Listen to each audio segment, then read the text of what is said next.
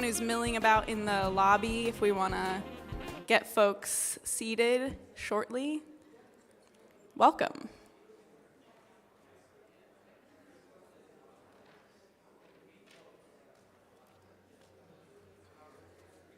Everyone should have one of these flyers, by the way. If you don't have one of these bright red flyers, make sure to get one at the front, or maybe a kind volunteer can help to pass some out.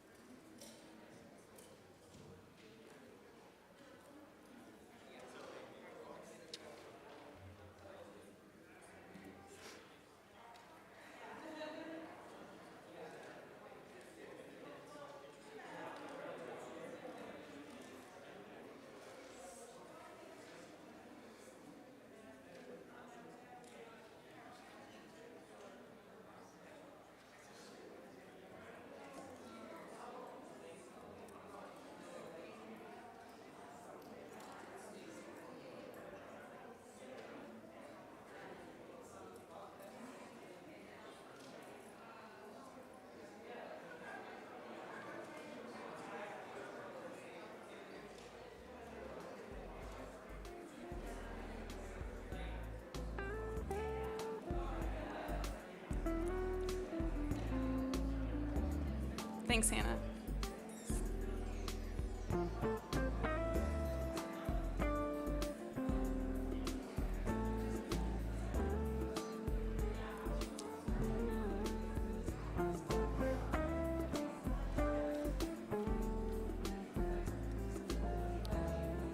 Yeah, that would be great.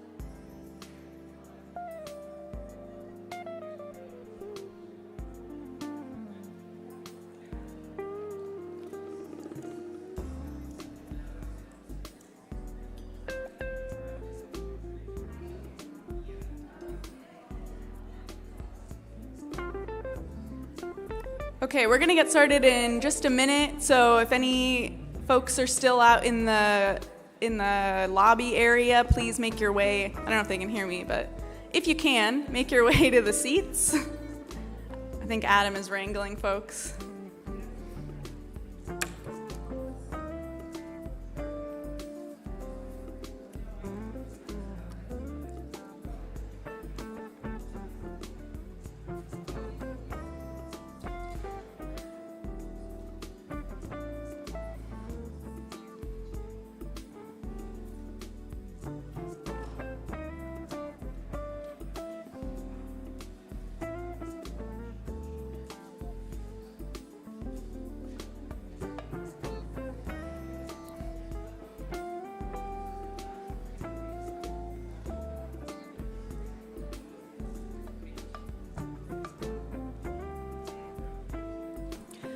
Okay, I'm seeing folks taking their seats, so let's get started.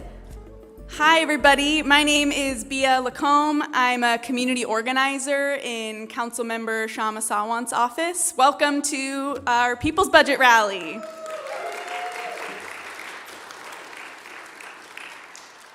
This is the 9th annual People's Budget campaign. Since 2014, as most of you probably know, Councilmember Sawant's office has helped lead a People's Budget campaign to fight against a Seattle City budget that every year puts the greed and interests of big business over the needs of working people.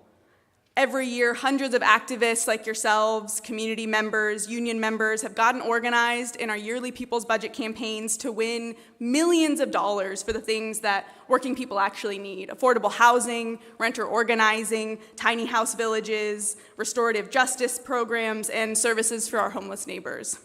We have won funding for things that the political establishment of this city did not want to fund. And we've won on the basis of our People's Budget campaigns having always been independent of the Democratic establishment. We have forced them to vote yes on these funding priorities that they don't want to fund because despite their opposition, despite their attempts, both overt and behind the scenes, to undermine our campaigns, we have gathered thousands of petition signatures, talked to hundreds of people, and given public comment over and over again, and had rallies just like this one where we came together in the community to get organized and to fight back and to show them that we were serious about these demands. And that is what has forced them to support us. So thank you all for being here today. This is really exciting, and we've got some great speakers for you. So yeah, give it up for everyone's here today.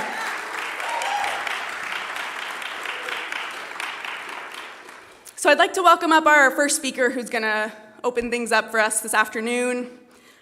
In the Central District community, this is a man who needs no introduction, but I'll do it anyway. Dr. Robert Jeffrey Sr., the Reverend Senior Pastor of this church, has dedicated his life to unrelenting struggle against the racism, poverty, and inequality that stems from capitalist society. He spent the last 40 years fighting the systematic racist displacement of Black working-class families from the Central District. This very church was burned down twice and rebuilt each time by the members of this community. Yeah. Together with Reverend Jeffrey and many of you here today, we fought for and won the Amazon tax 2 years ago to fund affordable housing for communities like the CD. Yeah. And there are a few people who played as central of a role in that fight as Reverend Jeffrey did. So thank you so much, Reverend Jeffrey, for hosting this rally in your church today and for the countless struggles you have taken up on behalf of all working class people. Welcome.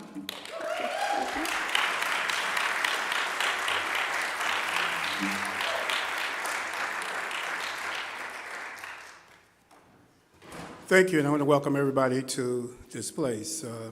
As you look around at the ceilings and the windows up there, you have all the martyrs, Black martyrs, both in America, and you have pictures of Gandhi and others up in the windows. This is a place, a sacred place for the struggle. So I welcome you here, and it's my pleasure to greet you on this day. I've been asked to make a statement about abortion, and I want to just read this statement to you that I have. I've received calls from the press questioning why a church would be hosting an event such as this. These are dangerous times in America, very dangerous times. So I'm just going to read my statement. In America today, they are attempting to turn America into an Iran-like state where women and minorities are targeted with artificial moral dilemmas articulated primarily by politicians and power-hungry preachers and clergymen. The issue of abortion is purely a medical issue with some moral implications, which is best left to the medical profession. However, this same cabal of right-wing theocratic idealists have waged recently a campaign of lies and disinformation against the medical profession, seeking to even discredit their integrity and morality during the COVID epidemic. This is all being done in order to give primarily white men and white-dominated religious institutions supremacy over people and over the bodies of women. I profoundly reject this new fascism and will fight it with all my might. The few can never be allowed to define what is best for the majority. I believe that a woman has a right to choose. I believe that doctors are our line of defense against reckless medical choices. I believe that the church should never be allowed to control women's bodies or church social systems or governments. I believe the Bible when it says the fruits of the Spirit are love, joy, peace, long-suffering, gentleness, kindness, not domination or tyranny. Today in Iran, they are killing women because they refuse to wear head coverings. This is what happens when we allow sexual gender paranoia to take over a society. Enough is enough.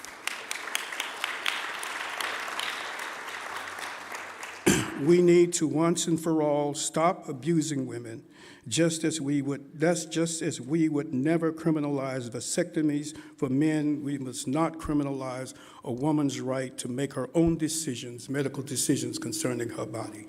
God bless all of you.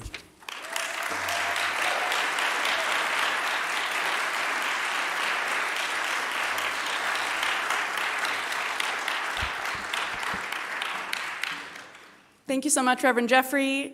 I'd like to welcome up next Adam Zimkowski, a community organizer in our council office, to tell us more about how the People's Budget began and to recognize the life of Scott Morrow, a dearly loved, longtime activist of the Nicholsville community and of our People's Budget campaigns who passed away this year.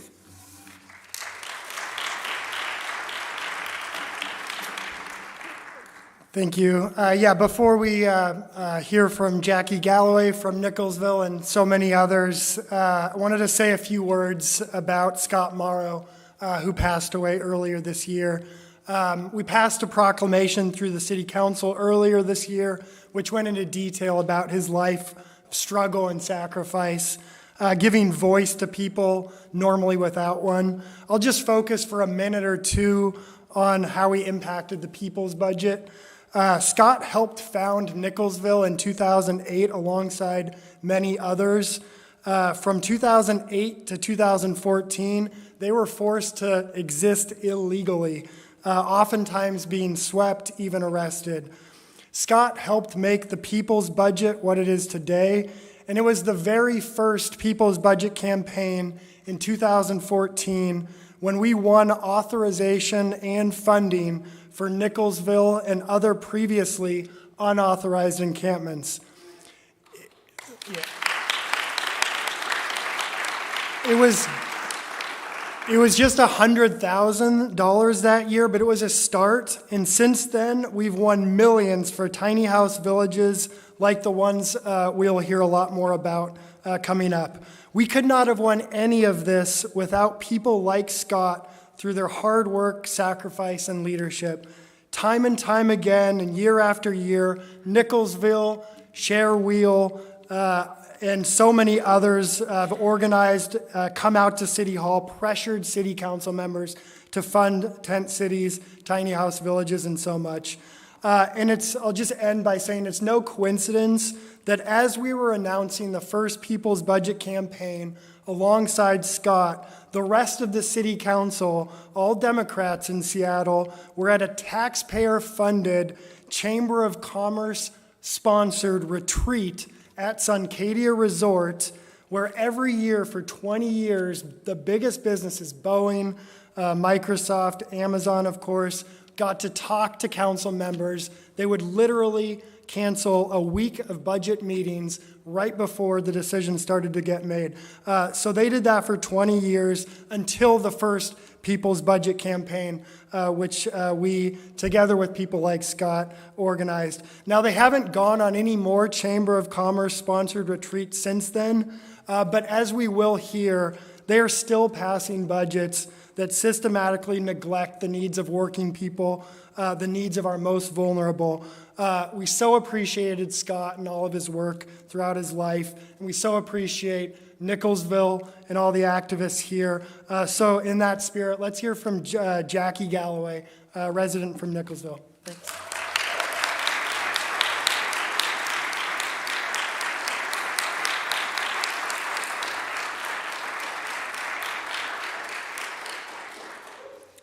So, hi everybody. My name is Jackie Galloway. I am a shelter advocate for DeWill Shelters, and I'm also houseless.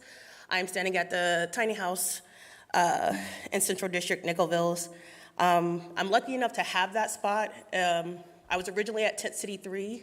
I was in a tent that didn't have a door. I didn't have any real safety from exposure or anything like that. I've only been in Seattle since March. I became completely houseless in August. And luckily, I was able to find these temporary housing situations so I could stay employed and keep taking care of myself. Nicholsville is the only self-managed tiny house village in Seattle. We currently have 2 house villages, one in Northlake and one in Central District. We would like to open more. It's been hard trying to find another location for that 3rd location. I know the firsthand plight of people experience homelessness in the city. I have experienced houselessness my entire life. I have been on my own since I was 16. That was in Anchorage, Alaska. I'm now 32, experiencing houselessness again. We need more tiny house villages and services for homeless people, and we need funding for those services. People are becoming homeless more and more every day. Someone right now might be a paycheck away from being houseless. The number of houselessness in King County has increased 14% since 2020, and 57% remain unsheltered, according to the recent study by the King County Regional Housing Authority. Based on this point in time, 25% of houseless people identify as Black, while only 7% of King County's populations identify as Black. 9% of people experiencing homelessness identify as American Indian, Alaskan, and Native or Indigenous, but that group only represents 1% of the population. We are seeing an increasing number of homeless deaths. According to a medical examiner's office, deaths among people who are houseless in King County has doubled in the past 5 years. The city of Seattle is on track to surpass all-time records for deaths of houseless people, alongside the rise of encampment removal, so that's the sweeps. So we need places for people to have shelter, to have heat, so they can survive. We're surviving out here, and we need funding to keep on surviving. A lot of us are employed.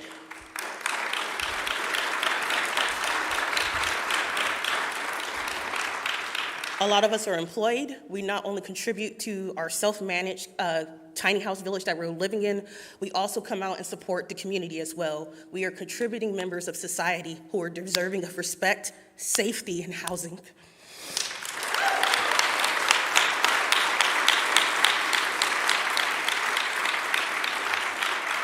So point blank period, we need more funding for affordable housing.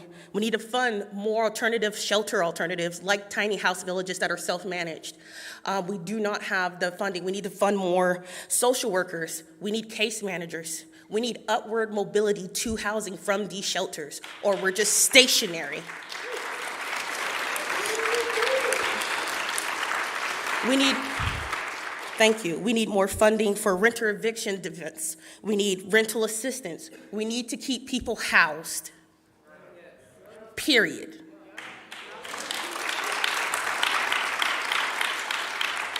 There should be no more funding for the sweeps. People need to be able to have a place to lay their head. Where do you want us at? The bus stops? Do you want us laying on your sidewalks? Then give us a place to house ourselves so we can get back on track.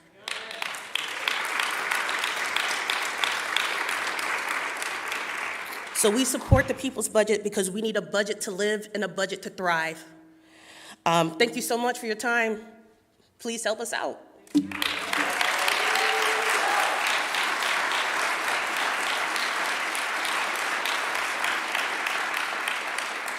Thank you so much. We are fighting for $6 million in this budget to build 3 new tiny house villages. Does that sound like something a city should be funding? Yeah, that's right. Yeah, that's so.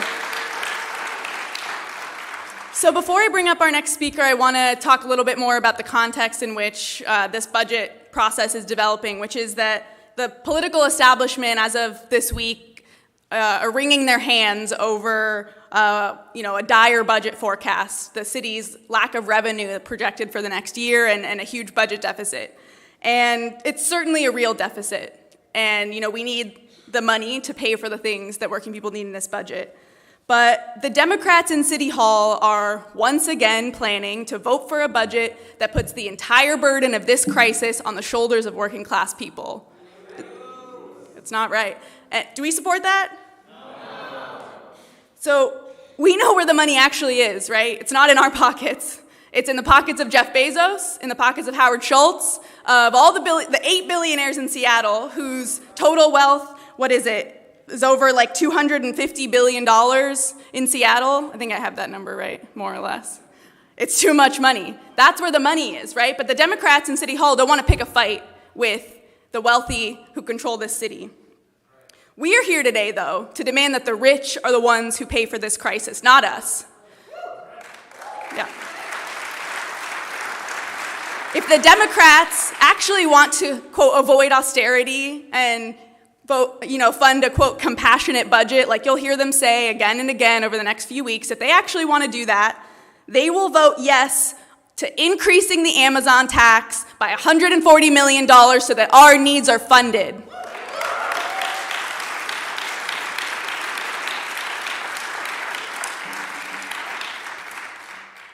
And we'll do a little a little chanting before we bring up the next speaker. I think it's not a rally without some chants. But I should mention too this free abortion demand for which we've gathered over 6,000 signatures so far, which is really exciting. We're fighting to fund free abortions by increasing the Amazon tax. So I'm going to say fund abortion, and you all will say fund our needs, and then I'll say tax the rich, and you say fund our needs, okay? Yeah. Okay, fund abortion. Tax the rich. Fund abortion. Tax the rich. All right, okay. So, our next speaker is Violet Lavatai, who is the executive director of the Tenants Union of Washington State. Every year, the People's Budget fights for crucial funding for renter organizing, funding for eviction defense programs, and the renter organizing like the folks at the TU are doing every day. It's been together with working class renters like yourselves and organizations like the TU that we've won unprecedented renters' rights victories over the last many years, including closing the just cause loophole, right to counsel, the ban on school year evictions, 6 months notice for rent increases, and economic evictions assistance. So thank you, Violet, for being here, and welcome up.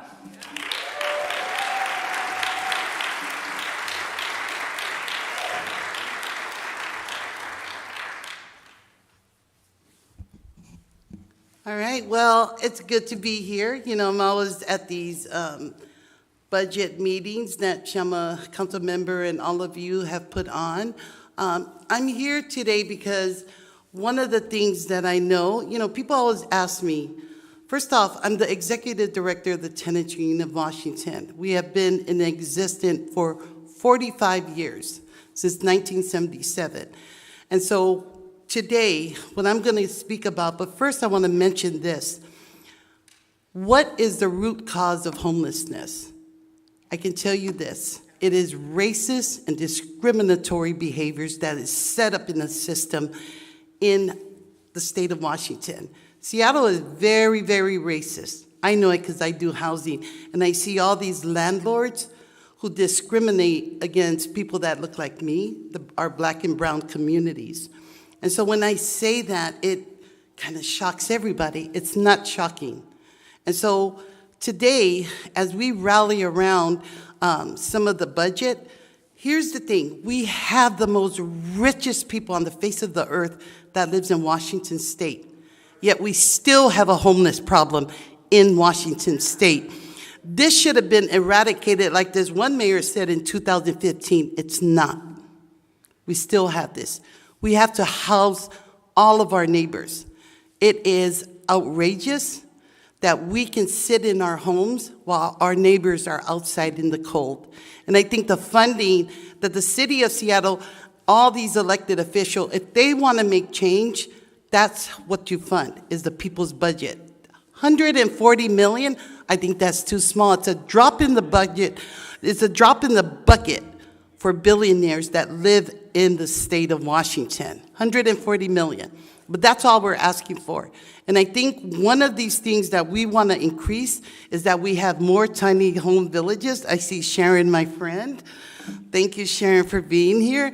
And as an advocate of tenants' rights, we want to make sure that we are housing those who are less fortunate.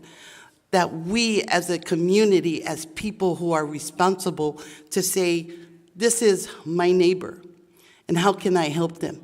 And that's passing a budget that's 140 million to add to the budget that we've been fighting for. I can say I've been fighting with Councilmember Shama Sawant on these budgets, all of these things that we have been asking for. I want to also say that as I go through this journey with Councilmember Shama Sawant, I always look at how many people have come after Shama. How many people have come after Shama? The rich. Everybody wants a piece of Shama. And I'll tell you why, because Shama is not the normal council member. Shama is one of us. That's why, yeah. And so, hell yeah, they're going to try to unseat a leader who speaks the truth, who is helping people, who does more than any council member I have ever seen in the city of Seattle. And so, yeah, if it offends you, then you go to another state and live there. But you know what? I'm going to support Chama Sawan in all of these things because we do need tenant funding. We try to, at the tenants union, prevent evictions. We go after bad landlords who try to evict people just because they're black. In the state of Washington, in the city of Seattle, black people have the highest rate of evictions in this city, and they're women, single women, and it's a fact. And so today, with this funding, organizing funding, this will help us prevent these evictions. Housing Justice Project is a legal entity who advocates for people too. We couple the fact to help people to stay in their homes. When people leave, they end up on the streets, they end up in their cars. Sometimes they just, who knows what happens. People cannot survive on the streets. We need more small, tiny village homes. Yes, we do. Come on, everybody clap because we need it. Yes. And I think this is the way that we should go to house people, is creating more tiny villages. That way people who are right now on the streets, who are living on the side of the road with some of their carts and things like this, have a little tiny home to go to, a shelter, because they will survive. So for me, being here and speaking on this truth and everything like that, for me, it's part of my advocacy to help those who are in need. I leave you with this. Martin Luther King, who I base my advocacy on because he was a community leader and he was an advocate for the people, just like all of you who are here today. And in acceptance and kindness, he says life's most urgent question is, what will you do for others? Thank you.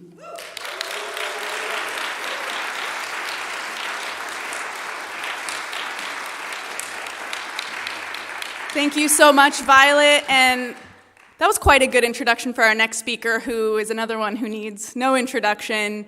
The only socialist on the Seattle City Council, the only council member who has stood with working people, who said no to the Suncadia Resort with big business, and launched the people's budget to every year fight for the things that we need. Councilmember Kshama Sawant.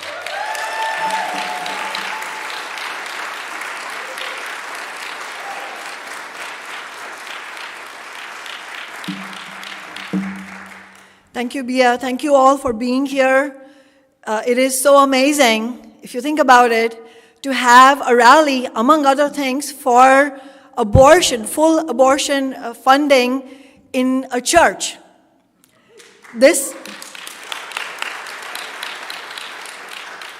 It's a shining example of the kind of leaders we need. Thank you so much, Reverend Jeffrey, for showing us what a true faith leader should look like.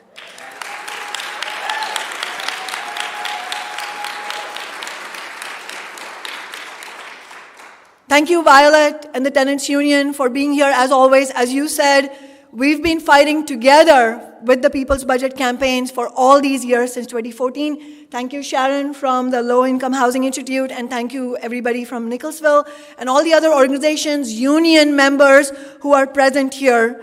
I wanted to talk about some of the things that have been reported in the news recently. Of course, it's the inflation. And we don't need the news to tell us. We know it hits us in our pocketbooks every time we have to fill the gas in our cars, because, of course, public transit is not at the point where we could just leave our cars at home or not own cars in the first place. There's also been on the news that we are heading into a nasty recession. And those are not my words. The words nasty recession were used by a very prominent economist, Nouriel Roubini, who was one of the rare economists who was correct in predicting the 2008 recession, when every other economist was saying, oh, things are just great, don't worry. Another thing that has been reported on the news recently is quite how rich the rich have become.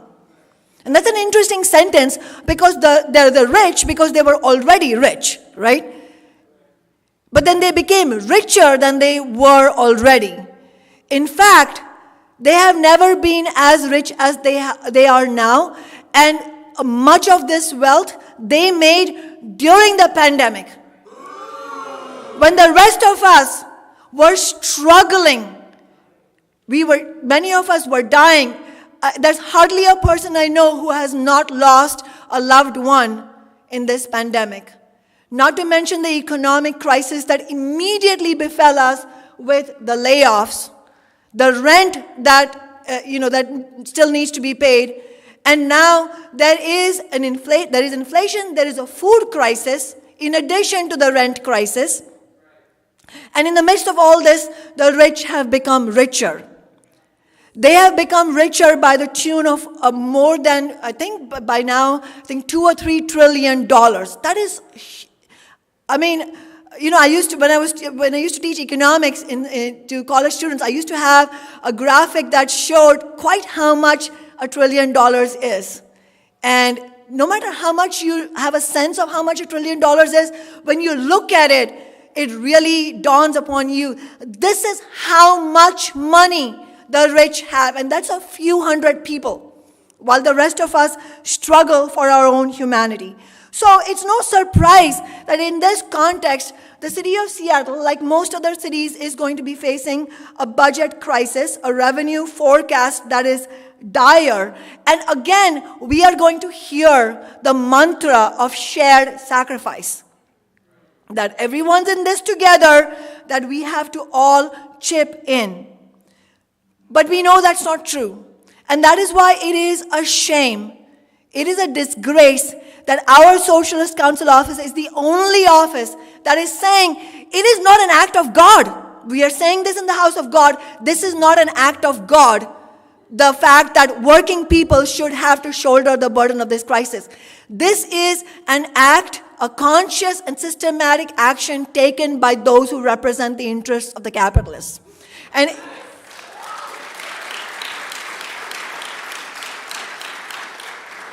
we are the only office that is saying that this can be solved by taxing those few people who have so much more than the rest of us, because they are exploiting their own workers, because they are being taxed so little that it's actually in this city is in the state with the most regressive tax system in the entire nation. They're not rich because they're smart, they're rich because they're stealing from the rest of us.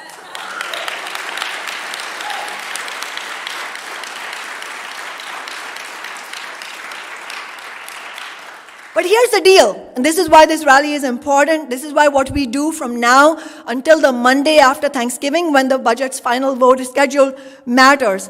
Because we are going to hear a real, just a real act from the Democrats. We are going to hear, and we're already hearing, we just saw a press release go out, we're going to hear the Democrats use words like compassion, avoid austerity, I'm using air quotes because these are actual quotes I'm using. Invest in a more equitable economy. They are going to say all this as they vote for an austerity budget for working people. And as I said, already self-described progressive Democrats have sent out press releases saying that they're not going to pass an austerity budget and that they care about addressing equity. But this is blatant double-speak. They must think that working people are just too stupid to understand even basic arithmetic. There's a major shortfall in public revenues. The Democrats are refusing to raise taxes on the rich by increasing the Amazon tax. So what is the outcome going to be? Somebody has to pay for this crisis, right? And if the rich aren't going to pay, who's going to pay? The rest of us. So what's going to happen is that it's going to result in severely underfunded or unfunded needs of working people, homeless neighbors, renters, social service workers who have not got an inflation adjustment in God knows how long. This will come on top of the decades, as I said, of chronic underfunding, not only of the workers' wages, but of all our social services, our parks, community centers, schools, and libraries. And I'm sure that there's a much longer list than I just said. In that same period, we know our rents have shot up such that renters are increasingly facing unaffordable rents. In fact, even now, even with the slight fall in rents, which the corporate media loves to talk about, In fact, even now, Seattle rents are still up by 14% compared to March 2020 when the pandemic and stay-at-home hit us. And among the country's 25 largest cities, Seattle is the 8th most expensive city for renters. So we know that the burden is going to fall on us, working people, young people, most vulnerable communities in more ways than one. It's the rents, it's the food crisis, it's the inflation, it's potential job losses that are waiting for us, budget cuts. But with all this money that the big corporations have made, not being taxed, and not paying their workers enough, exploiting the working class, are they at least taking care of their own workers, like tech workers? One would hope at least they're doing that. Well, of course not. That was the third thing on the news. Massive layoffs are about to take place and have just started actually in the tech sector. So even tech workers who might have been better off than many of us, actually because they get a slightly bigger paycheck, their jobs are now on the chopping block. And let's not make the mistake to think that it's just Elon Musk or it's just Twitter. Yes, Elon Musk is just a particularly, just egregious caricature of what a capitalist is, but it's not just him. It's the entire capitalist class, which, it is very clear the burden of the recession is not going to land on them. It is going to land on working people in so many different ways. So, that's why we are having a people's budget rally. So what are the Democrats getting ready to do in addition to not taxing big business and passing an austerity budget on working people?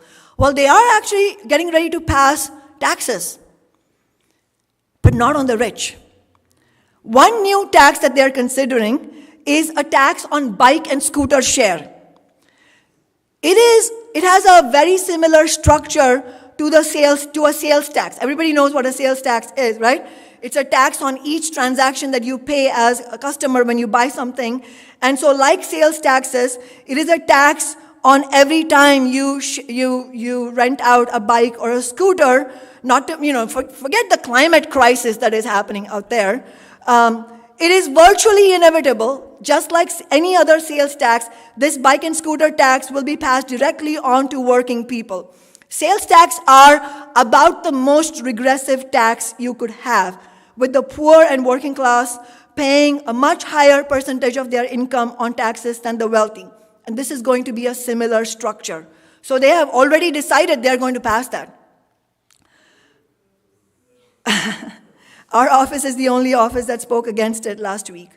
And then on top of that, this tax, just hear a little bit more about this tax. It is going to raise only $716,000 per year. The simple reason, again, this is basic arithmetic. If you tax people who have nothing to give, then you're not going to be able to raise much anyway, leaving aside the fact that it is just completely unjust. So it's not going to raise that much. But out of those $716,000 per year, the administrative cost for the tax in the first year would be $540,000. So in other words, the first year of revenues, out of those revenues, 75% of the revenues just for administering the tax. The city does not even see the benefit of this. So that's one deeply regressive tax they are getting ready to pass. But they are also getting ready to pass another deeply regressive tax. The vehicle license fee. Everybody knows about car tabs, right? Is anybody here love the car tabs? We know it's one of the most regressive taxes in our state. In fact, working class people statewide are so outraged by it that unfortunately, because the Democrats have never opposed it, in fact, they keep going to the same well of regressive taxes anytime they need to raise revenues, Democrats have opened up the space for the right wing to cynically and with lies and demagogically use the outrage of working people in repeated attempts to defund transportation. In fact, instead of requiring poor and working class people to pay higher car tabs on top of the higher gasoline rates that they're going to pay, they should be increasing the Amazon tax, but they're not doing it right now. As of now, it's our office is the only office. So we all of us have this responsibility upon our shoulders to force them to do this, and if they don't, Put it on the political record. Sometimes people ask me if we're not actually going to win, or we don't have a guarantee that we're going to win, and we can never give a guarantee that we're going to win when we start fighting, obviously, then why do it? Then one thing, my response always is, if we don't fight, it is guaranteed that we won't win. So that's one thing. But even if we don't win, it is our political and moral duty not to allow the Democratic Council members to just have an open field to do their double speak where they say, I'm not doing austerity, and then do austerity. No, call them out for the liars that they are.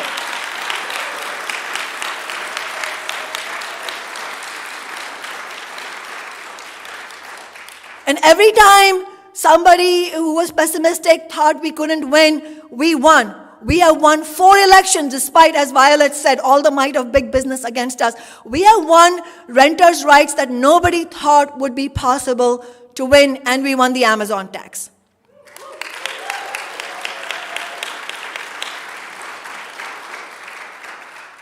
So I mentioned a few things that were on the news, right? What else is on the news right now?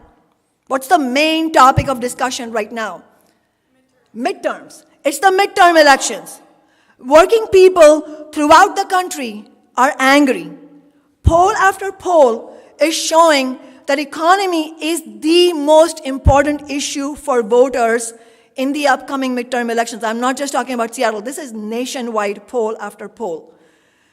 The Democrats, because they have completely failed to and actually refused to address the real needs of working people, this is tens of millions of working people, are going to lose the House, the US House, possibly the Senate, and definitely many statewide races hang in the balance.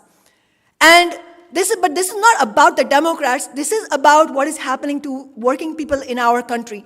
Because of the Democrats' refusal to address any of the needs, and unfortunately because of many, not all, but many prominent union leaders and NGO leaders going along and giving cover to the Democrats, going along with them rather than challenging them, we have reached a situation where the right wing is more emboldened than ever before. That is why there have been such historic attacks on women's rights. There are going to be attacks on LGBTQ rights. There's going to be an uptick in racism, racist violence. All of this is not because ordinary people are bad or racist. We just had the George Floyd movement where we had the biggest street movement in US history, and yet here we are where the right wing has a bigger echo than ever. That is because there is no political party that represents the genuine interests of working people. The Democrats are as tied to Wall Street interests as the Republicans are, and are completely incapable of providing any response to the racist and misogynist attacks by them. That is why we need a new party for working people, not just here, but nationwide. And every bit that we do to fight here for the needs of Seattle's working people that fight should be accompanied by the message of what we need in the future. It's not just about winning the Amazon tax here, and this time it is about winning the understanding of ordinary people of what we need to have a different kind of society. The billionaires of the world are worth a whopping $12.7 trillion. It is going to be impossible to address poverty, inequality, malnutrition, let alone the climate catastrophe, unless we have a fundamentally different kind of society where the wealth of society, which is created by billions of us, is not owned by a few thousand people at the top. We need a socialist society where all of us working people in the world can democratically together decide how to use the wealth of our society and go towards a sustainable and just economy and society throughout the world. Thank you.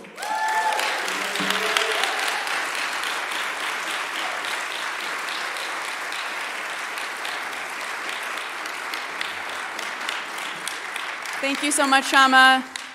When abortion rights are under attack, what do we do? When trans rights are under attack, what do we do? When our funding is under attack, what do we do? What do we do? What do we do? All right, I'm going to introduce our next speaker. Okay. So, the Northwest African American Museum is a beloved community institution in the Central District where they provide a whole range of community programming, including cultural literacy and educational programs. Lanisha, who I'm about to introduce, and everyone at the Northwest African American Museum, together with our office, are fighting for funding this year in the budget so that the museum can reopen, restore, and repair what they need to reopen to the public. So thank you so much, Lanisha, for being here today. The president and CEO of the museum and associate minister at New Hope. Thanks, Lanisha.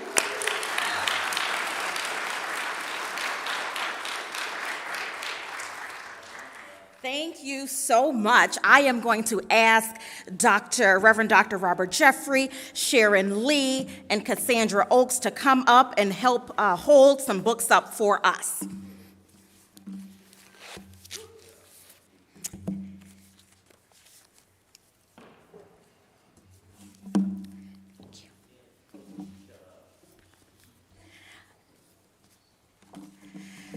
Thank you, Councilwoman Sawant, for your vibrant leadership. Thank you to Adam and to Councilwoman Sawant, your entire team, for your dedication to this community. Thank you, Reverend Dr. Robert L. Jeffrey Sr. and the New Hope Baptist Church for opening up this space for this critical conversation.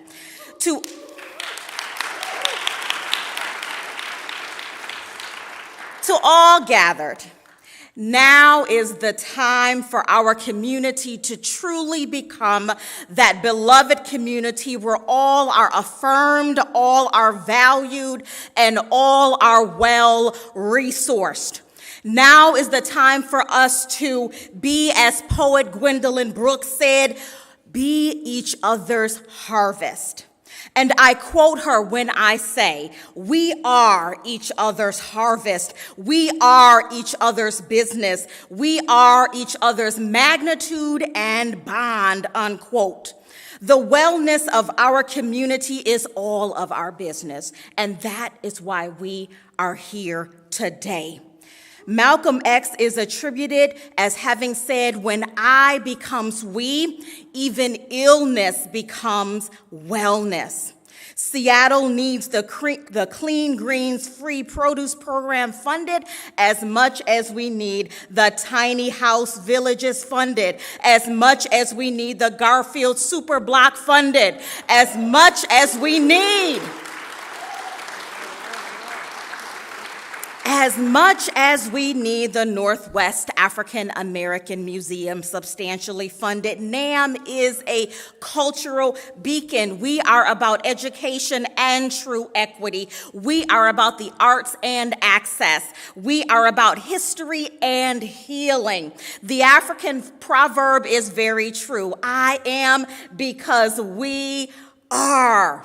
We all have a common purpose and a shared future, and that is why NAM does what we do culturally, educationally, programmatically, through the arts, through exhibitions, and so much more. What NAM does matters immensely, immeasurably, and indescribably. We elevate young people through our youth programming. We elevate our elders through an annual induction of African American elders into the elder circle. We elevate Black heritage through songs that are sung by our very own museum choir called the African American Cultural Ensemble. We elevate health equity by providing vaccinations and health screenings to our community through pop-ups. We elevate civic involvement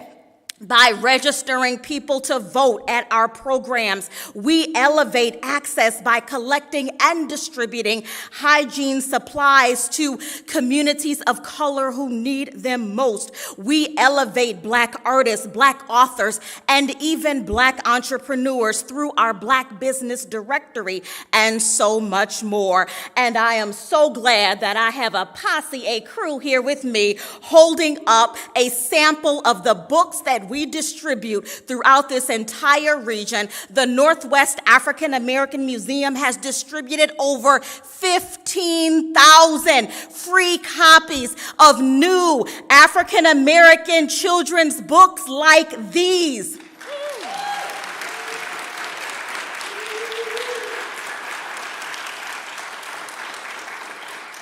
This is the work of cultural empowerment so that our children, all children, can see themselves, know themselves, and love themselves like never before. NAMM is an essential gathering place where love for community emanates through all that we do. So I pose a question to you all today. Where can you experience the joy of Juneteenth and the profoundness of James Baldwin's writings and the beauty of Black artists and the showcase of historically Black colleges and universities to our local youth and honor the wisdom of our African American elders? Where? At NAMM. Where can you meet the descendants of Ida B. Wells, Madam C.J. Walker, W.E.B. Du Bois, Dred Scott, Harriet Tubman, Solomon Northup, Frederick Douglass, Booker T. Washington, Malcolm X, Martin Luther King Jr., Nat Turner, Sojourner Truth, and more? Where? Where can you hear Black voices amplified and Black stories glorified? Where? At NAMM. Where can you hear from national thought leaders like Dr. Cornel West and Smithsonian Secretary Lonnie G. Bunch and poet Nikki Giovanni and presidential advisor Valerie Jarrett? Where? Where does the critical work of equity, education, and empowerment occur for all in our community? Where? At NAMM. NAMM is the place. And we have reimagined what a museum can do and can be. To quote a community member recently, she said, NAMM is everywhere. And we are everywhere, and we will not stop because our mission and our work are vital, just like the mission and the work of all of the organizations on the people's budget. NAMM is a mission-driven, community-rooted, children's-focused, family-centered, impactful gathering place. We never stop. We are everywhere because we must be. The work that we do is not a luxury. It is a necessity for us, for all of us, for our beloved community. NAMM will reopen our doors on Martin Luther King Jr. Day 2023.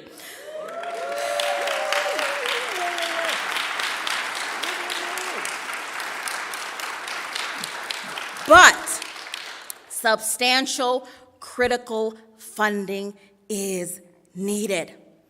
So we are here with the people's budget to ensure that these organizations are funded and fully funded so that we all can benefit, so that we all can be empowered and inspired and ignited, so that these books can go further and be more impactful than ever. So we are delighted to be a part of the people's budget, not only because all this work that these organizations are doing, it's not just because we desire to, but for our collective well-being, we have to.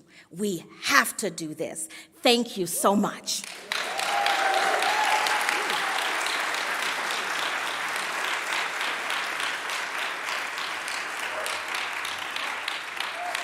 Thank you so much, Lanisha. That was great. And I think, for the Democrats, a lot of what they're saying right now is that we have to make these short-term decisions, short-term sacrifices, because to them, the kind of community funding that goes to places like NAMM and to the community programs that our communities desperately need, that's all negotiable. That's all just extra for the Democrats, that if, they can get away with funding that without coming into conflict with big business, then they'll do it. But when push comes to shove, like it does in this budget, like it really has in a lot of budgets, but definitely this year as the recession is looming, things like that are easy for them to cut. But that's why we fight for all of these community programs that are clearly so important, and we won't stop fighting because while the city council throws as much money to the police as they can possibly do just with their eyes closed, throwing cash at the police department, we have to fight for these tiny line items for things like funding for NAM and funding for Clean Greens, which provides free, fresh produce for families in the Central District.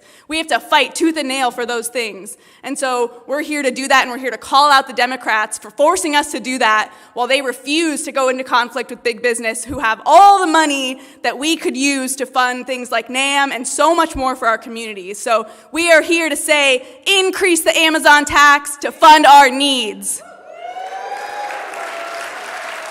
So thank you so much, Lanisha, and everyone at NAM for being here today.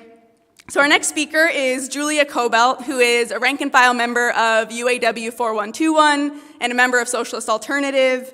UAW 4121 has a long track record of fighting for working people. Together with our office and with our movements, we fought for the Amazon tax, and UAW endorsed our movement's abortion sanctuary legislation this summer.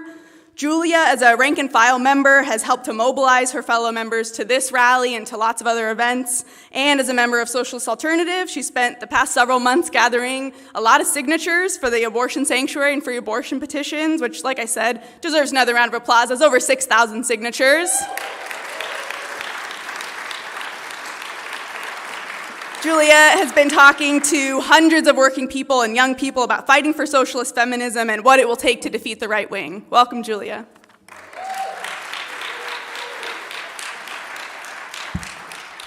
Cool. Thanks, Bia.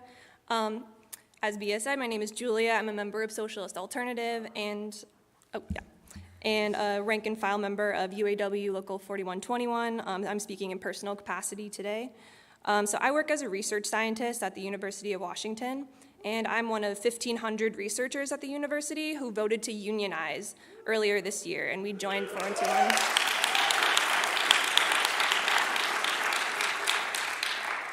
We are part of the wave of workers across the country that are sick of low pay and job insecurity and are getting organized to fight back.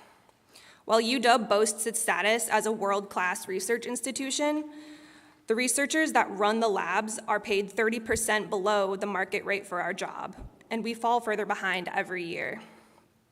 We've had enough of low wages that don't keep up with the high cost of living. One of my coworkers lives an hour outside of Seattle and still needs to feed their family on food stamps. Just like Amazon and Starbucks, UW is another union-busting, multi-billion-dollar institution. Non-unionized workers at UW got a raise this year, but UW is withholding raises from researchers in the union. This is blatant union busting. We're bargaining our first contract right now, fighting for higher salaries. Fighting for higher salaries and yearly raises that keep up with the cost of living. We know UW can afford it, but it will take a fight to win, and this will require escalation later this year. I'm inspired by the academic workers in California. Just a few days ago, over 36,000 grad students, researchers, and postdocs at the UC system voted overwhelmingly to go on strike for fair pay, affordable housing, and childcare subsidies.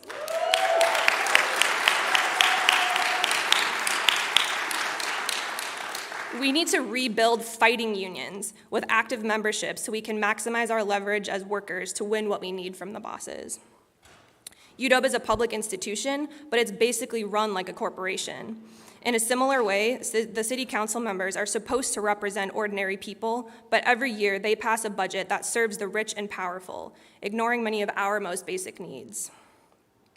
I'm really excited to be speaking here today as part of a union that is involved with the struggle against austerity and attacks on working people. UAW 4121 has played an active role in a lot of the struggles waged by Councilmember Sawant's office, including the People's Budget campaigns each year and winning the Amazon tax 2 years ago, which has raised $240 million this year. I stand with the People's Budget movement and Shama in fighting to defend that money. We should reject Democrats' attempts to raid $140 million from the Amazon tax, which is by law supposed to fund affordable housing and Green New Deal programs. The city's budget deficit caused by the pandemic should not be paid for by working people, stealing from programs we desperately need.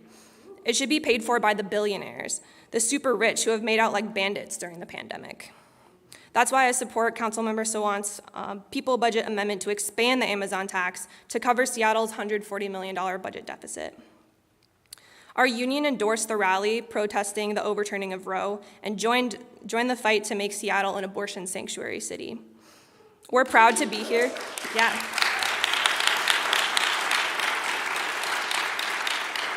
I'm proud to be here to support the demand to fund free abortion by taxing the rich. And as has been said, we've already got an incredible 6,000 people to sign on to this petition to support it. It would cost Seattle $3.5 million, which is tiny compared to the overall city budget and the impact it would have. Not only would it provide access to abortion to people who otherwise wouldn't afford it, it's an example of how we can proactively fight to defend and expand our rights. The abortion rights sanctuary legislation passed first in Seattle has since spread to Chicago and even Madison, Wisconsin, a state where abortion is illegal. Let's win free abortion access here so that example can also spread. We know Democrats won't lead on this. For 50 years, they failed to codify Roe, and since it was overturned, they've not organized a single mass national protest. Kansas voters in a red state resoundingly rejected an abortion ban, showing how big of an opportunity there was for Democrats to make Republicans pay for their overreach. Instead, Democrats have refused to build a movement, telling people just to vote blue in November, even while supporting anti-abortion candidates in some places. We need to build a socialist feminist movement independent of the Democrats to win the material gains that would enable women and LGBTQ people to make a real choice of whether or not to have a child. Things like affordable housing, childcare, and gender-affirming healthcare for all. I want to close by echoing several of the other demands of the People's Budget Movement, which are important to me and so many other UAW members who are facing crushing inflation, skyrocketing rents, and care deeply about racial justice, inequality, and homelessness. It's inspiring to see an organized example of how we can fight back on each of these issues, and we appreciate Councilmember Sawant for her leadership each year on this. UAW 4121 members will be working to pressure council members to win funding for renters organizing and eviction defense, tiny house villages, clean greens, and the Northwest African American Museum. We should increase the Amazon tax to fund affordable housing and social services so my coworkers can afford to live and raise a family in Seattle. Just like our fight with UW, we know the money is there, but the political will to use it is not. We need to force the bosses and their council members to pay up and tax the rich to fund the people's budget. Solidarity.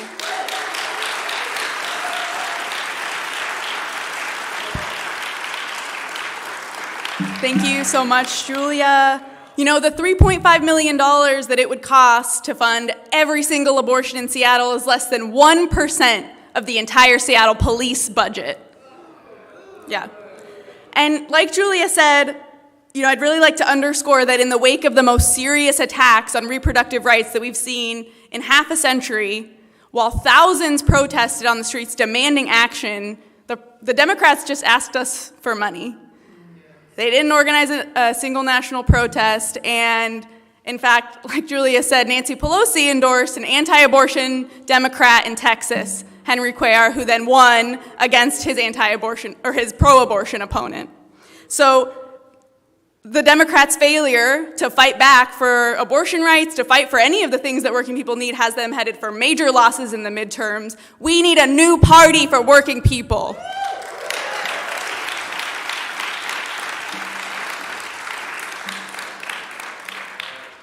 So our next speaker, Sharon Lee, who is the executive director of the Low Income Housing Institute, or LEHI, has worked with us for many years to win millions for tiny house villages. Like Adam said, before the People's Budget, tiny house villages were illegal and didn't get any funding from the city, and that has completely changed as a result of the People's Budget campaigns.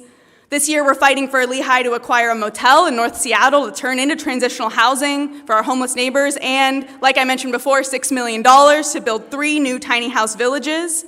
You know, and these demands, I think in particular, like so many others of the People's Budget, are ones the establishment does not want to fund, but we have won millions every year on the basis of bringing people out to rallies like this one, to giving public comment, to show the Democrats we will hold them accountable. That's what it'll take this year, too. Thank you, Sharon, for being here, and welcome.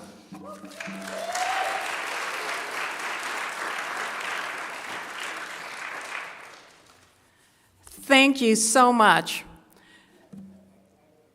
Exactly a year ago, we were able to hear that the city, the then mayor, awarded Reverend Jeffrey and Lanisha, the New Hope Community Development Institute, funding to develop 92 units of housing across the street and next door. And part of that funding is from Jumpstart.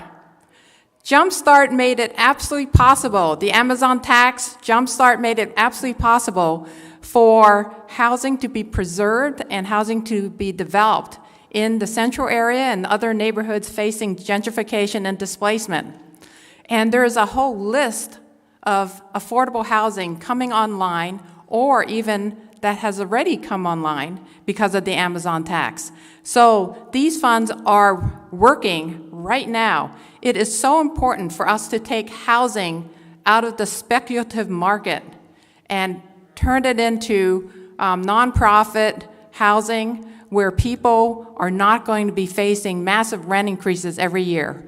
The average rent in Seattle is $2,334 a month. We have lots of people in Seattle who can only afford $300, $400, $500, $600 a month rent. Where are you going to find this housing? You have to have community land trusts, you have to have nonprofit-owned housing, you have to have, social housing. That is going to be on the ballot.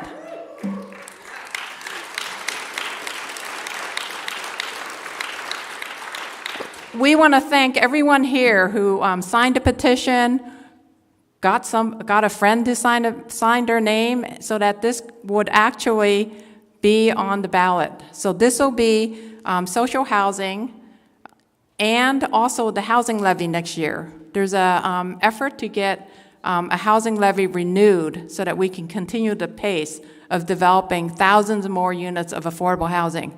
Now, in the meantime, some people are saying, well, housing is the answer, right? But in the meantime, there's 15,000 homeless people. Most are living unsheltered.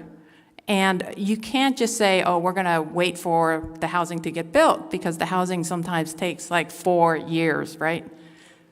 So that's why Reverend Jeffrey and many other pastors have been supporting tiny house villages. Nicholsville, Lehigh, there are many examples of self-managed as well as nonprofit-owned tiny house villages. Reverend Jeffrey and Reverend Willis sponsor, if you go by 18th and Yesler, you will see the True Hope Tiny House Village that includes homeless families with children, singles and couples, people with pets who have otherwise nowhere to live.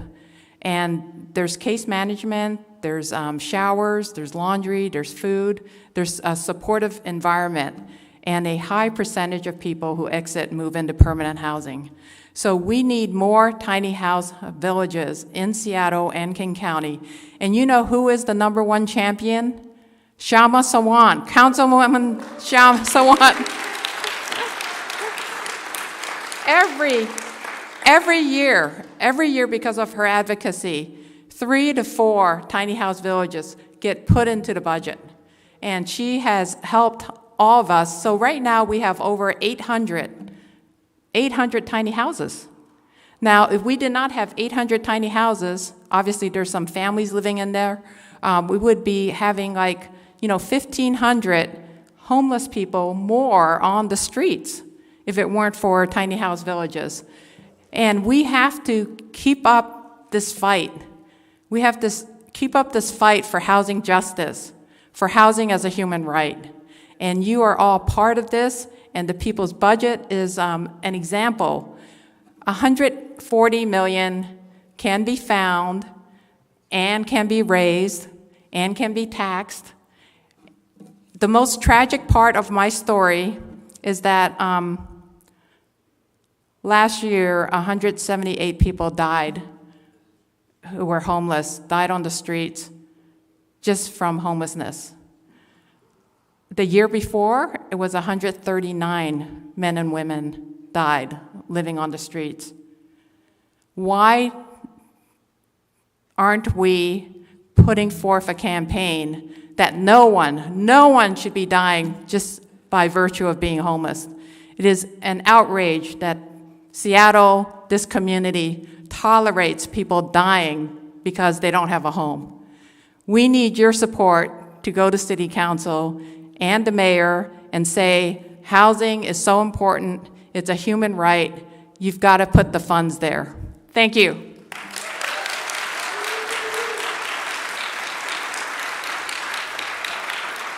Thank you so much, Sharon, and I completely agree. And, like we've been talking about today, it's not because the money isn't there. The city of Seattle, while thousands sleep on the streets, the city gives millions of dollars, hundreds of millions, to the Seattle police every year, including millions in overtime without any explanation of where that money goes. There's no accountability for it.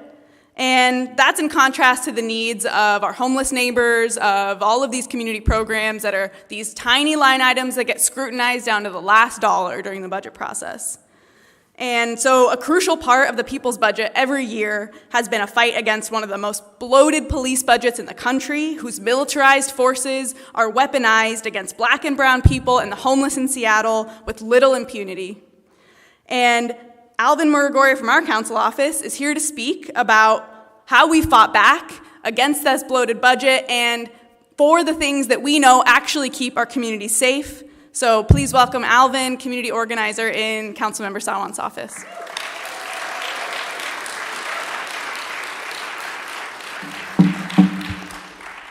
Hi, everyone.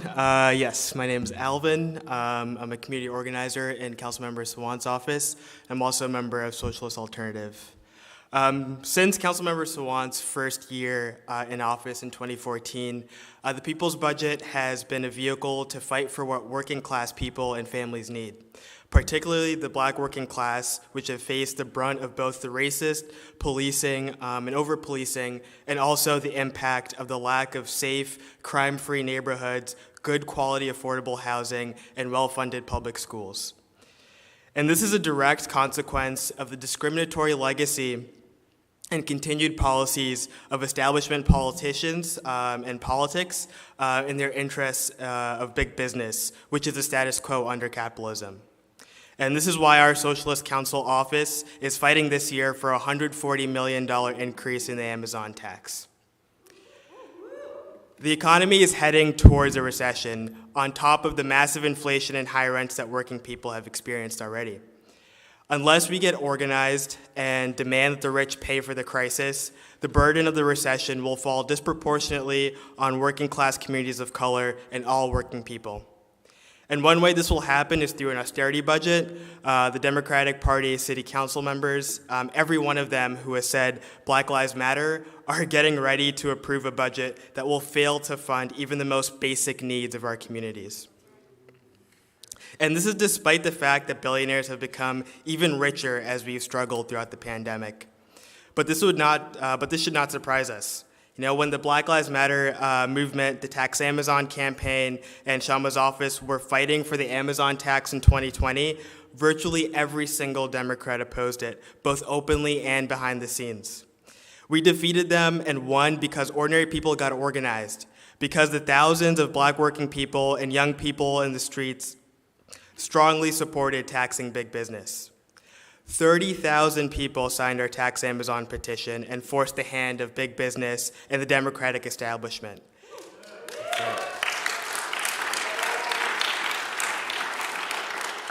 And this is because the Tax Amazon movement had accountable leadership and effective strategy and tactics, and because thousands marched and rallied with us and spoke up publicly. And this is exactly how we've won every victory in the People's Budget campaigns every single year, because of the thousands of community members who've gotten organized alongside our Socialist City Council office, spoken in public comment, and helped put the pressure on the Democrats in City Council. 6 years ago, the People's Budget fought for and won the restoration of funding for the LEAD program. LEAD responds to 911 calls for low-level drug crimes, crimes of poverty, with case managers and community-based resources. Programs like this, overwhelmingly supported by community members, disrupt the cycle of incarceration and recidivism by diverting people from police and law enforcement to resources instead, so that people are not in situations where crime is the only option. Studies have shown that programs like LEAD have increased shelter, housing, and employment outcomes for people referred to such programs.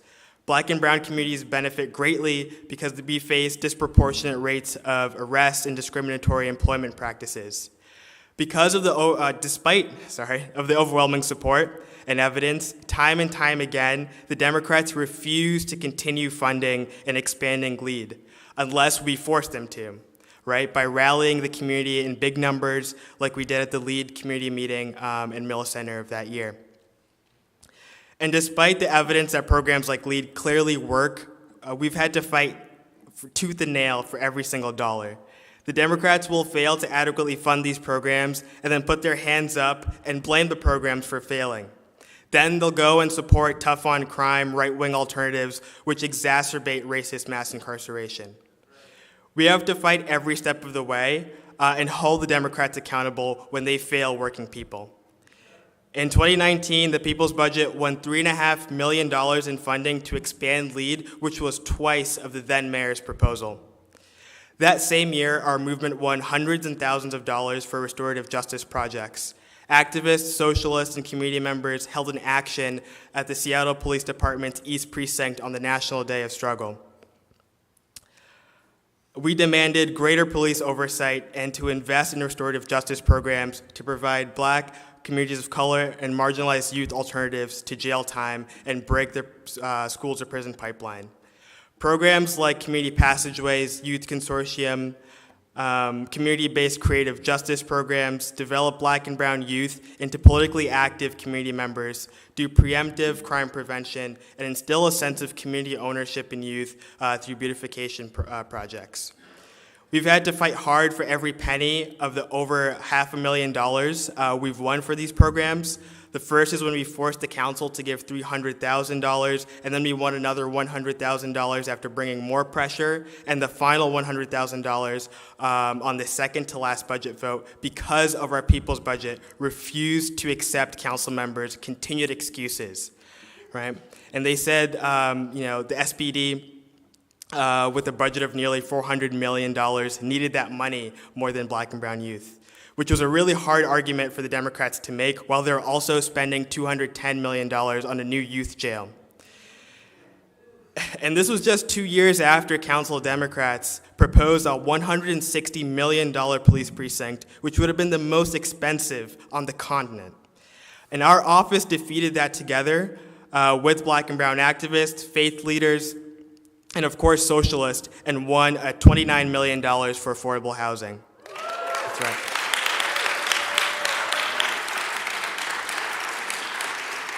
Dozens of faith leaders signed on to a letter, socialist activists, Black and brown youth showing up and pressuring the city council, and we refused to accept their excuses. And more importantly right now, that same sort of pressure, that same sort of mass action is what is needed to win. The Amazon tax our movement won in 2020, alongside the thousands of BLM activists to build affordable housing in the CD and Green New Deal programs. We've also won the ban on police use of chemical weapons, still remains the biggest victories to come out of the summer's historic movement for racial justice. The demand, incredibly popular, collected over 20,000 signatures in just 10 days, right? From working class Black people and youth who rejected the advice that somehow fighting to build affordable housing in the CD was not linked to the Black Lives Matter movement. Corporate landlords, developers, and the rich, along with the political establishment, have systematically decimated Black working class communities through decades of racist gentrification and skyrocketing rents. The Central District was 70% Black just 50 years ago, and now it's less than 15%. Any fight for racial justice has to include a massive expansion of affordable housing. And the Amazon tax has quadrupled the funds for affordable housing than before the tax on big business existed. The Democrats could easily solve the budget crisis of the city by raising the Amazon tax just a small amount. But they won't without mass pressure from below, and that's without mass pressure from us. Through just one socialist on the city council, our office, fighting alongside working people of Seattle, has won a dizzying amount of victories and millions of dollars for housing and resources going directly back to the community. But we know that we need much more to fully fund working people. We cannot take any of our victories for granted because big business and the political establishment are always looking for ways to chip away the rights that we have won. And that's why every year we fight for more, because the best defense is a good offense. They are trying to give one of the most reactionary police forces in the country, the Seattle Police Department, $1 million for a shiny new toy to surveil communities of color. The ShotSpotter program, numerous studies have shown the technology is dubious, it's ineffective, it's expensive, and it only leads to more over-policing. And this is just one example of how Democratic politicians are, especially people like Bruce Harrell, are weaponizing identity politics to serve the interests of capital, right? More police, austerity for working people, and hands out for the rich. Bruce Harrell and the establishment Democrats today sound like the Republicans of the 1990s, and the same pro-cop over-policing policies led to a drastic rise in mass incarceration of people of color then. Working people deserve safe communities, but more policing does the opposite. It puts more black people in jail and increases the risk of fatal encounters with the police over nonviolent, low-level offenses. That's why we need a massive investment in social programs, truly affordable housing, and community oversight of the police, including the ability to hire, fire, and subpoena officers. The People's Budget stands with Central District and Seattle's Black and Brown community, stands with the Black Lives Matter movement, and continues to fight the racist police. And we have won victories against the police establishment and the ultra-wealthy. So let's continue this fight. No to austerity, increase the Amazon tax to fund our needs, and no to the ShotSpotter program and increasing the police budget. Thank you.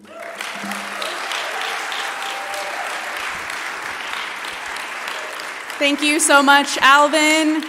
I'm about to welcome up our last speaker for today's rally. I think this has been pretty great. What do you guys think? Yeah, all right.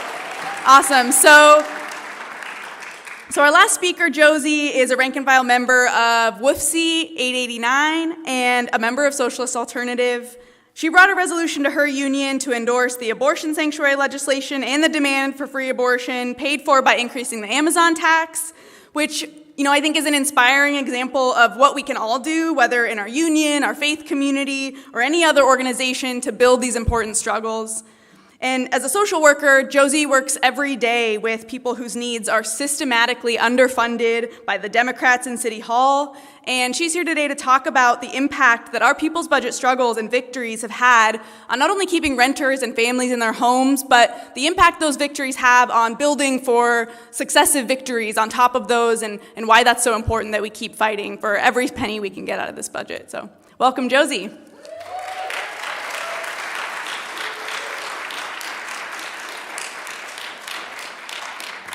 Yeah, hi everyone. My name is Josie Ebelhair, and I'm a social worker, a member of the State Workers Union, WFC Local 889, and a member of Socialist Alternative. I believe that the people's budget being put forward by City Council member Shama Sawant not only offers the solutions that this city needs, but is what the people of Seattle deserve. The people's budget represents working people with demands that address the real needs of Seattle. By funding affordable housing, fully funded abortions, expanding funding for social services, and most importantly, it demands that big businesses like Amazon pay their fair share. Our city is in crisis, and it's affecting each and every one of us. As a working class person in Seattle, I feel let down and betrayed by our city's leaders. They continuously favor the ultra-wealthy and big business over their working class constituents. They allow developers to come in and build luxury condos while the rest of us are forced to take bad deals from predatory landlords simply to have a roof over our heads. And they're still asking us for more. It is outrageous that city council members, all Democrats, are expecting everyday people like you and me to fill the deficits in their budget. This city needs to expand the Amazon tax by $140 million and make billionaires and big business pay for this crisis, not working people.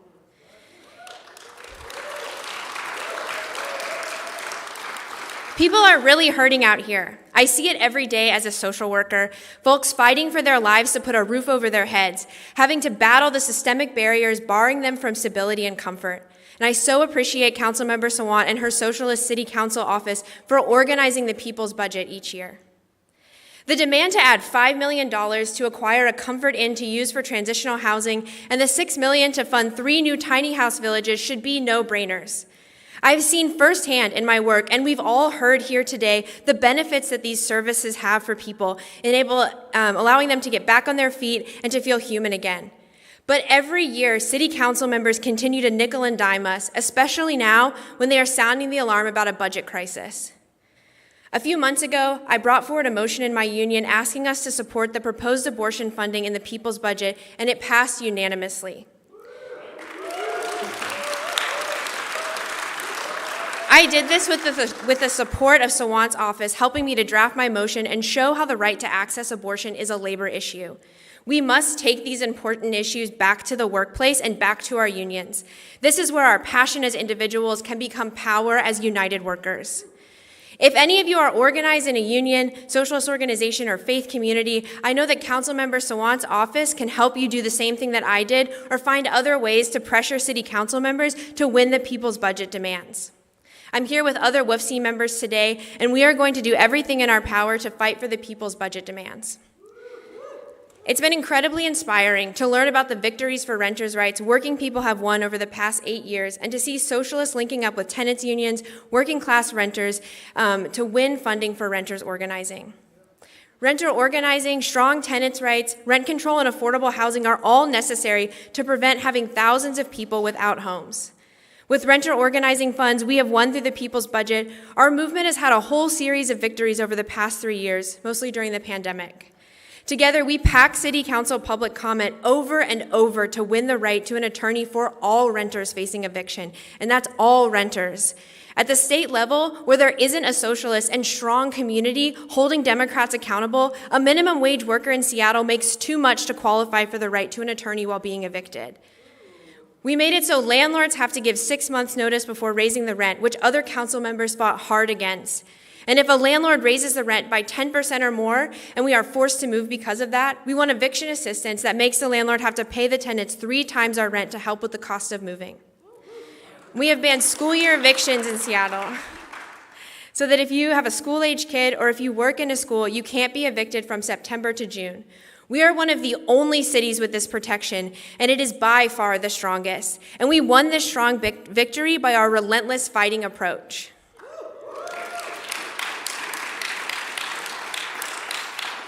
We have won all these victories and more in just the past 3 years, and now we must do the same in the next 3 weeks, continuing to use working class organizing and mobilization to bring our interests to the table.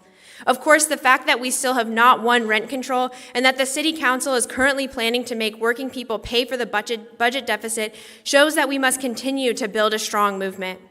We need a real people's budget. We need rent control. We need affordable housing. We need fully funded abortion. And we need a city council that puts the needs of working people, the people in this room, ahead of the billionaires.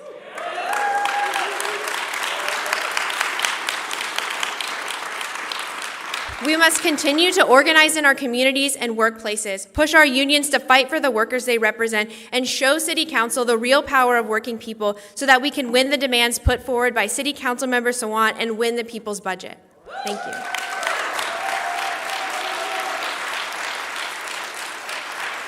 Thank you so much, Josie. And I just briefly want to highlight a couple of those tenant demands because the 6 months notice for rent increases and economic evictions assistance. My landlord just tried to raise our rent without 6 months notice.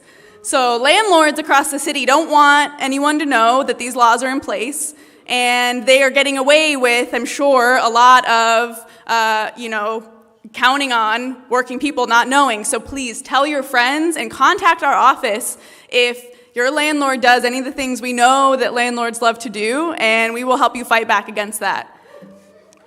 So I lied a little bit because I'm technically the last speaker. So only to tell you all about, this part's really important, okay, to wrap things up. You've heard over and over again today about how important it is that we come out and we show up for public comment, for these rallies, for, putting pressure on the Democrats, sending emails to the council. And everyone hopefully has this leaflet right here, which has a calendar on it. And I'm going to highlight the 3 dates that are here. And everyone should have signed the petition. If you didn't sign the petition, everyone raise your hand if today when you got here you signed a petition. Okay. If you didn't raise your hand before you leave, sign that petition. There are boxes for those 3 dates that we have here, and you can mark if you can make, any of those. Please try to make at least one. If you can make, more than that, that's incredible. But here we have, so November 8th, November 15th, and the 21st. So November 8th and 15th are the 2 budget public hearings that are coming up. And then the 21st is the final vote on the budget that council members will be taking. So those are the 3 opportunities for public comment for this budget. So mark your calendars. The time, unfortunately, is 9:30 in the morning on a weekday for 2 of these. Yeah, that's right. Council members do this on purpose. They don't want us to come out and hold them accountable and tell them what we want out of the budget. So they put these at times that they know a lot of working people can't make. So if you can make it, if you can take a few minutes in the morning to sign up, sign up opens 2 hours ahead, so at 7:30 in the morning or any time before 9:30, if you can just sign up online really quickly. We're going to be mobilizing remotely to the public hearing this week. So sign up online and then take a few minutes, if you're able to at work, to just give your comment. It's really fast, so really urge people to do that. Everyone here, if you can, that will help a lot. So, mark down, we'll be in touch with more info, but the back of this has talking points. So for your public comment, it's got a guide for how to do that, things you can say, and it should make things really straightforward for folks. And we're always, you can always reach out to us at shama.sawant@seattle.gov, or, get in touch with me, Adam, Matt, Alvin. Hopefully you know our faces, but we can help you out with anything you need for public comment. But yeah, everyone please make these dates, mark your calendar, and we'll see you for the next, Adam will kill me if I don't say that we got to do a photo at the end of this. So, but yeah, don't forget public comment. Thank you all for being here. Let's all come to the front. We'll have some placards to hold up. Let's do a big group photo. Wear your mask if you have one. And yeah. All right. Woo! Thanks for a great rally.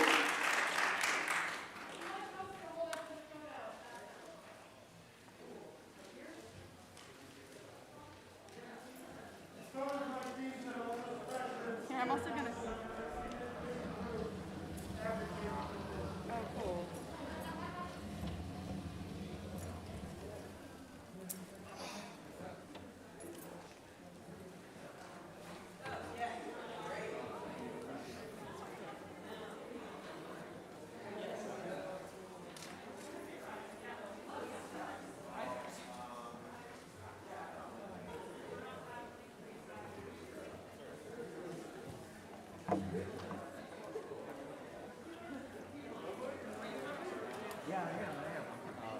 What's your name? Addison Cat. Yeah, someone there from 2 years now, and it's